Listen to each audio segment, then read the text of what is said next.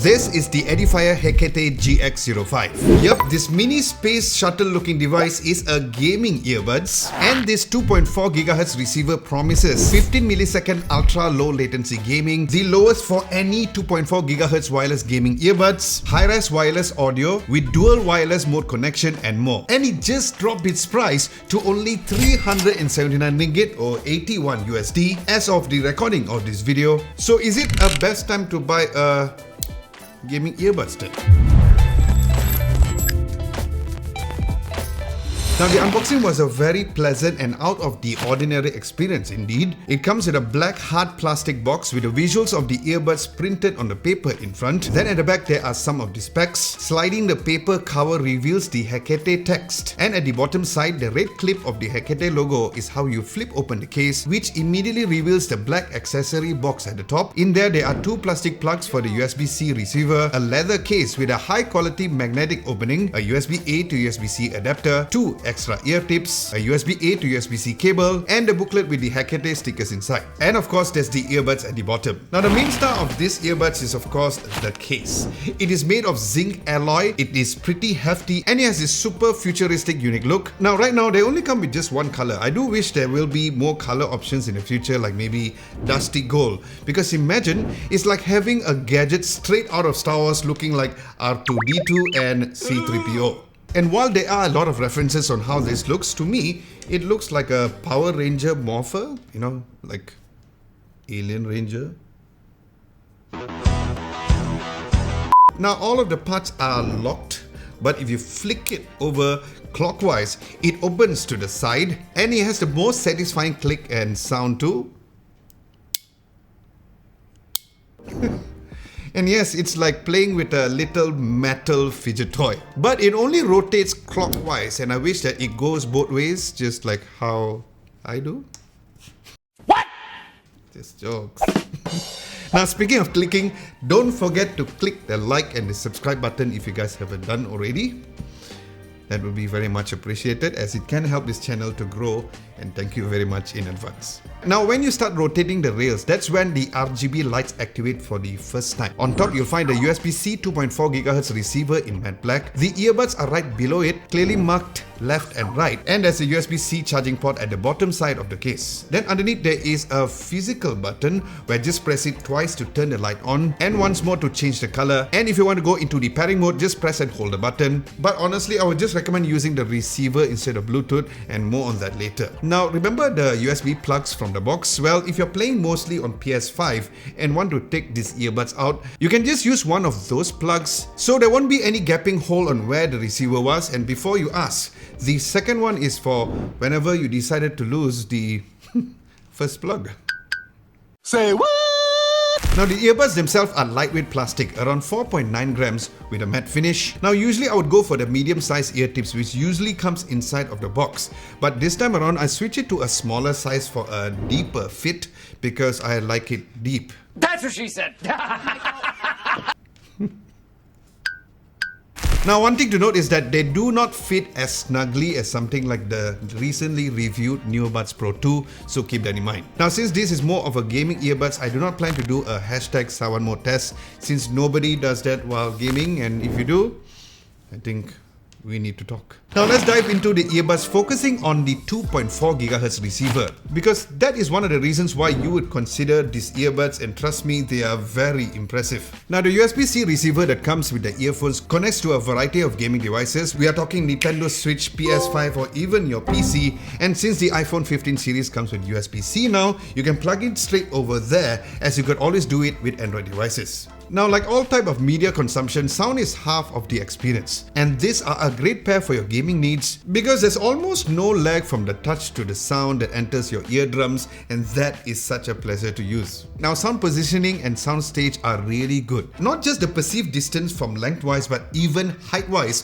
which really surprised me. Now, I'm not going to do some scientific tests using a microphone and checking all the latency and all, but you need to take my word for it, as I started using this with PUBG Mobile. And yes, it's been ages since I actually played this particular game, and with the GX05 earphones, I scored a winner chicken dinner on my very first game after a really long gameplay. Now, not to say that I don't have the skills, but I do give at least half of the credit for my gameplay with these earbuds right here. Because the impact of the sound pumping through, like the gunshot noises or even footsteps, really feels immersive. And half an hour later, 7 kills.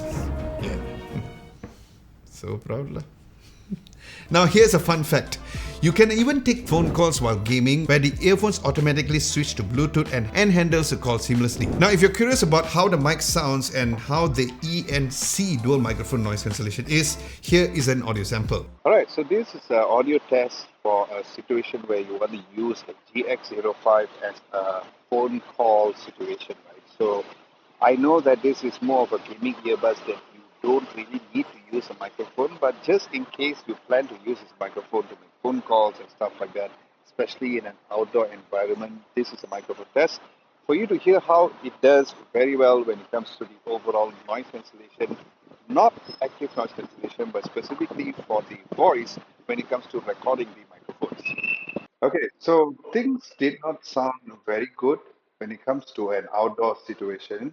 So here's me doing another microphone test in an indoor environment to hear how it sounds. So test 1, 2, test 1, 2, test 1, 2. Now let's talk about the Bluetooth aspects of these earphones, because that is where you start to notice the difference that the 2.4 GHz receiver makes. Now despite running on the latest Bluetooth 5.3, I find that to be a bit slower and the clarity of sound definitely takes a hit. Now the moment I noticed this change, I switched back to the receiver and it got me thinking, what if these earphones actually had 5.0 GHz receiver in the future? That would be something, right? Oh, and a quick tip for anyone who's planning to buy this, do not, and I mean do not, lose this receiver.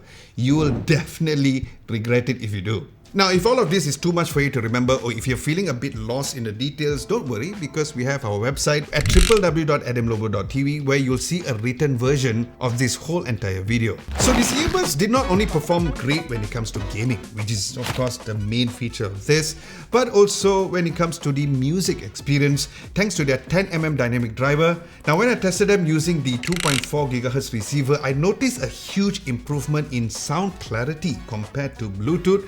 The sound was way much fuller and less tinier, and that was quite a noticeable difference. Now the earbuds come with LHDC 5.0 HD encoding, which supports up to 96 kHz or 24-bit audio. They even have high-res wireless certified, even though this is a gaming earbuds. And what's really impressive is how the sound really distinguishes between the different instruments. The layers of the vertical depth in the sound produced are surprisingly detailed. Now these are not the bassiest earbuds out there, and that is to be expected because gamers do seem to emphasize on the highs and mids to cut through the background noise, but overall they do sound pretty well in all aspects in sound. Now one thing I wish though is for a bit of a higher volume, because I do find myself cranking up to the maximum volume to be fully immersive in my music experience, but I know not everyone is as deaf as me, so I'm willing to accept that. Then as for music controls, they are pretty straightforward, where you can just tap twice to pause or to resume a track, and long press the right earbud is for the next track, and long press to the left goes back or repeats the track. Alright, let's chat about the app situations on these earphones, or rather the lack of one, because